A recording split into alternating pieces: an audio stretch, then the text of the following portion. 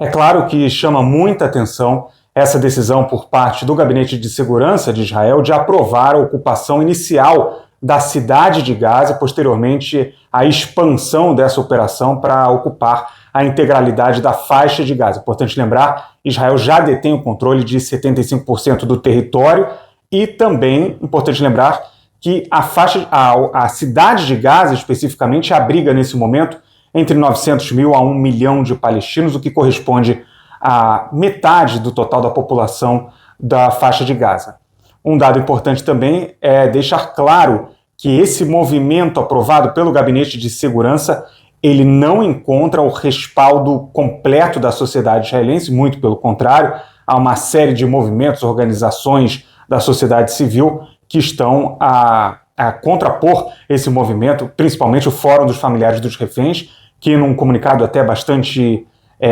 assertivo, diz que a decisão do Gabinete de Segurança é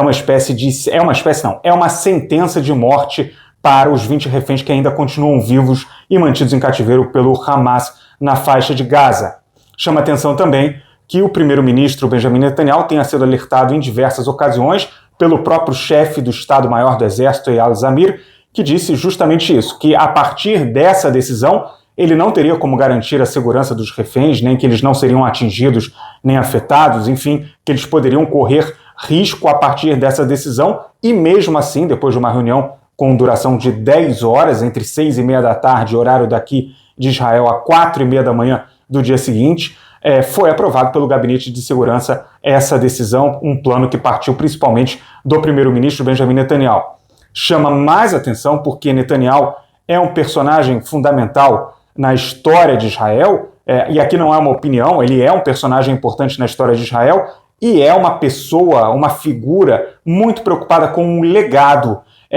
Até esse momento, era muito claro que Netanyahu fazia um movimento em que buscava apagar a própria responsabilidade sobre o 7 de outubro. Os adversários políticos do primeiro-ministro Benjamin Netanyahu, inclusive, chamam o governo de Netanyahu atual de governo de 7 de outubro, e ele buscava apagar esse rastro, principalmente, esse legado, melhor dizendo, em busca de construir um novo legado. E isso,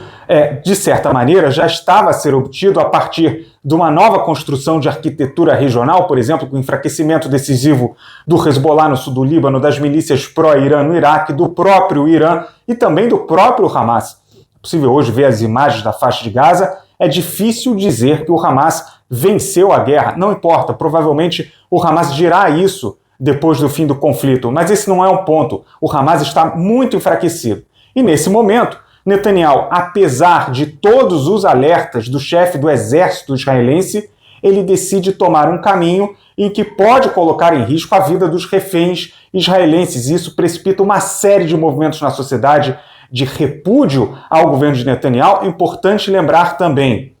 hoje, a pesquisa mais recente